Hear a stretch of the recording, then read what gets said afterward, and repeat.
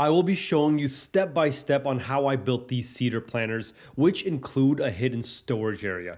We're using a 3.5-inch cedar picket fence board to construct our planters, and as the frame, we'll be using redwood square lumber. Make sure to pick out the straight ones. These tend to be quite crooked. I will be adding links in the description below to make finding these material easier. I was able to get everything here from Home Depot. The cedar fence boards, although cheap, they do come in a rough finish, which is not the look I'm going for, so I'll be using my planer to remove just enough material to achieve a smooth finish. I did this for both sides, but remember, only one side will be on the outside that is visible, so as long as one side of the board is smooth, the other can be slightly imperfect. Now, after all the boards are planed down, I sand them down using 120 grit sandpaper. I sanded down all sides, including the ends. Now, I cut all my pieces down to size, and I first found a plastic planter container that I liked and built a cedar box to fit them. And now it's time for a finish. I really like the amber color that pops when cedar lumber is wet, so I'm using a tung oil which brings out the natural beauty and color of the wood. And tung oil is very durable and holds up really well to sunlight as well as freezing temperatures. The finish can be easily substituted for a specific color using deck stains. I laid out the planks to dry overnight, and in the morning it's now time to build the planters.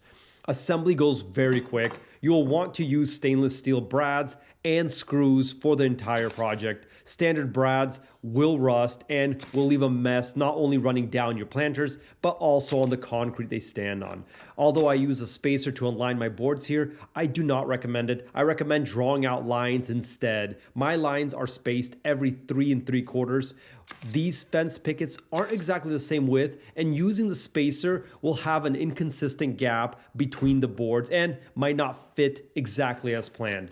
For the planter frames, we are double stacking the redwood square lumber. This is just for the facing outside. This will help us achieve the hidden storage later on. You will also want to space out the screws strategically so that when it comes to making the storage door, which we'll be doing later on in this video, the door won't be screwed to the innermost frame. And this goes the same for the brad nails when attaching the planks to the side of the planters. The planter will have a 17-quart resin planter box, so here we are adding the support that will be holding it in place.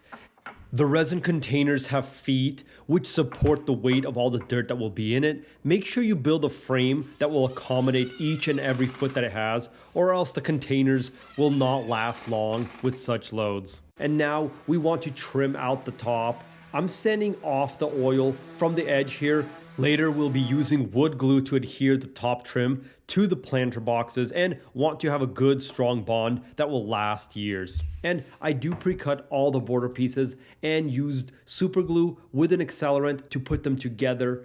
Once I had it assembled, it was ready to be attached to the planter box, and I used clamps to hold it down overnight as the wood glue cured. I didn't want to put any nail holes on the top face here, which is why I decided to go with wood glue alone, but you could definitely use nails as well.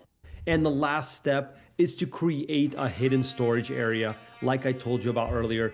Using an oscillating saw, I cut through one of the square lumber frames on all 4 corners. Now to hold this hidden storage door up against the planter, I'll be adding some magnets that will both be hot glued and screwed into place. A little bit of redundancy helps keep that anxiety at bay. And there you have it. Beautiful natural cedar planters. Again, if you're interested in materials used, I'll have them in the description below. Hope you liked the video, and don't forget to hit the thumbs up button and follow me for more DIY projects around the house.